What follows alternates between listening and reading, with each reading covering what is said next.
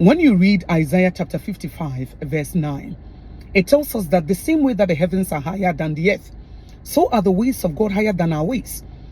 Okay? And his thoughts higher than our thoughts. So when you cast your burdens upon Jesus, whatever that you are going through, whether it is marital crisis, financial crisis, relational crisis, work issues, family issues, and you need help, and you come to God, remember that God is a king. And he knows what must be done in order for you to get the result that you need. So when you come to him, be open-minded. Don't expect God to act the way you want him to act. Don't expect him to act the way you want him to act. So if God does not meet your expectations, then you get frustrated and you get mad at God. But you are not God. You have to submit to his ways. You have to submit to his thoughts. You have to trust him because you came to him for help. Maybe you got yourself into that issue, into that marital crisis or into that financial crisis. Okay? Something happened. You did some things. You were not able to make certain wise decisions. And you got yourself into that trouble. And you need his help. So you have to trust him to do whatever that is required in order for you to get the result that you need. But the same thing, the same ways and means that God will decide to use, we start complaining about it and we get mad at God. Why did you allow me to lose my job? But losing your job is required for you to get that results. Your husband leaving the house is required for you to have that marital breakthrough. Remember that when you come to God, whatever that you want him to do, it will require certain kind of suffering and it will require certain kind of pain. Because he is light and he shines in darkness.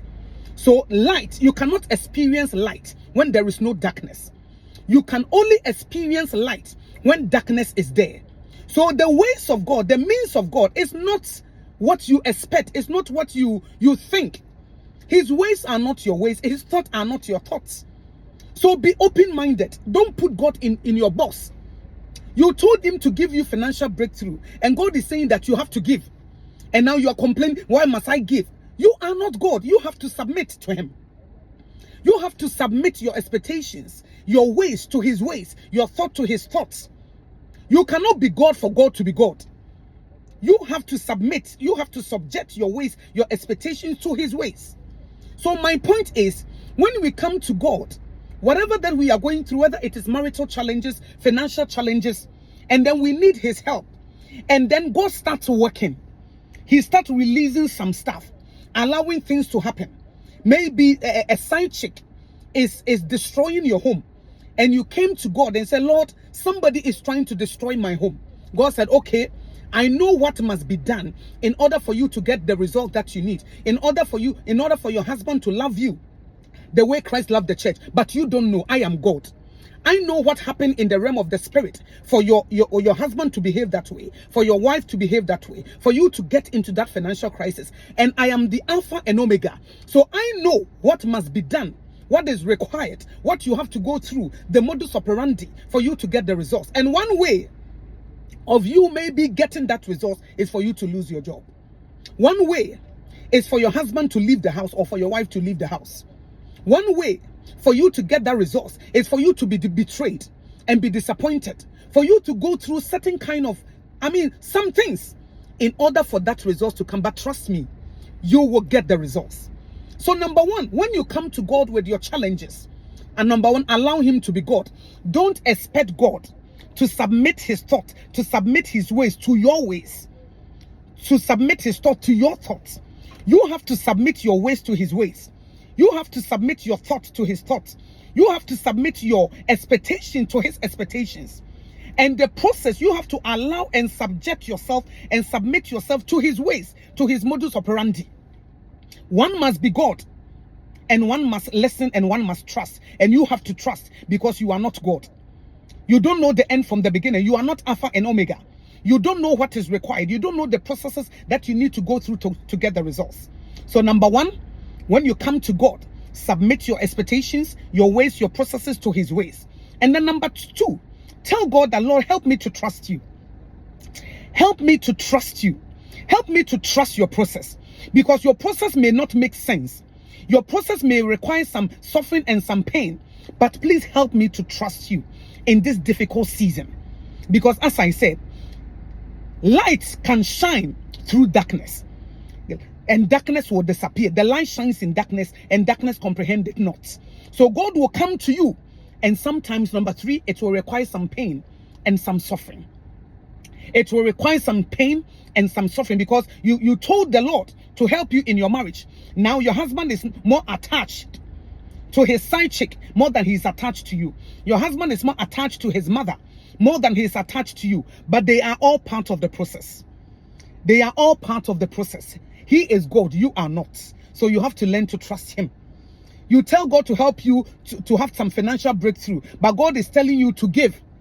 God is telling you to make certain sacrifices, but they are all you have to go. They are all part of the process. That is my point. They are all parts of the process. So tell the Lord to strengthen you to go through whatever that you need to go through in order for you to get the result that you need. So my point is, when sometimes we start nagging and complaining, thinking that when we came to God, oh Lord, I told you that I want you to solve my marital issues, my financial issues, but look at what is happening. Whatever is happening right now may not be good. It may require some suffering. It may require some pain, but they are all needed. They are all important. They are all part of God's ways, his modus operandi for you to get that result. So keep on trusting him. Keep on holding on. That is why when you read Isaiah chapter 41 verse 10, it tells you that I will strengthen you and I will help you. I will help you and I will strengthen you. It means that you will go through some stuff and you need his strength. And his strength will be available to you. His strength is made perfect in your weakness. Even though you walk through the valley of the shadow of death, fear no evil, because God is with you. When you go through the fire will not burn you. You will come out of the fire refined. So let's trust God. Let's trust his processes. Let's trust his ways. Let's trust his means. Let's trust his thoughts. Even when we don't understand. Even when we are going through pain. Even when we are going through suffering. Because all of them are required for us to fulfill destiny. And all of them are required for us to have the result that we need. Because he is God and we are not.